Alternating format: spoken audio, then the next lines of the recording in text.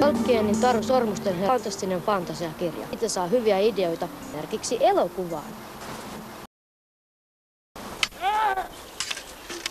Nimi on Jetro Koro. Tykkään tosi paljon pelata kaikki pelejä, olla kaverissa ulkona ja kaikkea tämmöistä.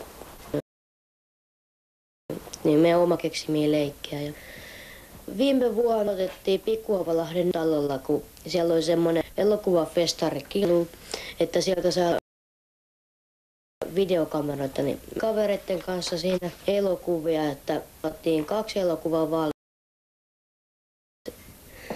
Me esitettiin, jos meni pieni, niin tehtiin uusi.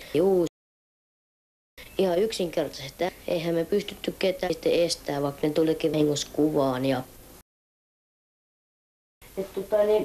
kärsivällisiä ja ottakaa aikaa. Ketä se on?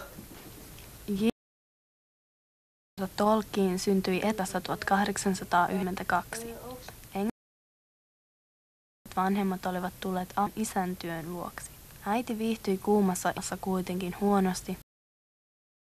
Pääsi pian Englantiin 2 poikansa kanssa. Isän oli määrä seurata, mutta hän menehtyi reumaseen juuri ennen paluumatka. Äidin ja pojan pienessä mökissä Birminghamissa oli vaatimatonta onnellista. Myös äiti sairastui ja kävi tautiin. Tuolloin 12-vuotias. Hän ahkeroi koulussa, sai vapaa-oppilaspaikan Oxfordin yliopistossa. Avioliiton solmimisen jälkeen Tolkien joutui ensimmäiseen maailmaan. Hän taisteli juokse Somjoella, eikä koskaan elämässään unohtanut kauhun sotakokemuksia. Hän pelasti rintamalta juoksuume. Maatessaan hän alkoi kirjoittaa tarujen kirjaa. Tolkien rakastaa kieliä, goot, kymriä, muinaisnorjaa ja aksia. Ryhtyi kehittämään omaa kieltä ja luomaan omaa mytologiaa, jossa seikkailevat örkit, velhot ja entit. Tolkien halusi luoda oman mytologian, koska puuttui sellainen.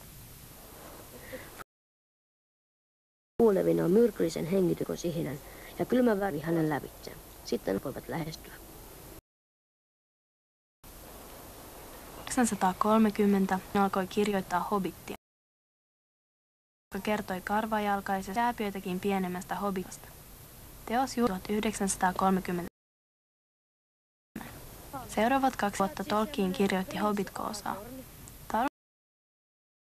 Taruttuivat vähitellen yhteen kokonainen fantasiamaailma Taru Sormusten herrasta. Sen 3 osaa ilmestyivät 1950 ja 55.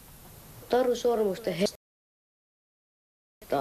Siinä on hyvin kuvattu fantasiamaailma yksityismyöten. Kun sä luet sitä, voit niinku, jos on silmässä, niin sä voit kuvitella ja katselet jotain elaa.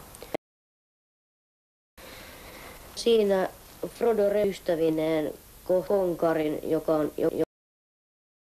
nimi on Aragorn. He kokevat yhdessä kaikkia näitä vaaroja. Ja mä halusin vaan matkiin kohtauksen tuosta kirjasta. Semmoiset juoksee, ne jahtaa sankareita sinne ja sitten just tämä eli ritari ja erikseen ja hän kohtaa sitä hirviötä. Sormusten herrasta on kirjallisuuden perusteos. Suomeksi se ilmestyi 7-luvun alussa ja saavutti kirjan aseman.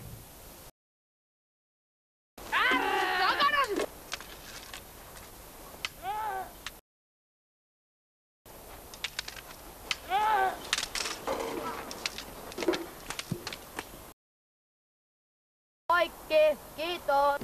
Seuraava otto.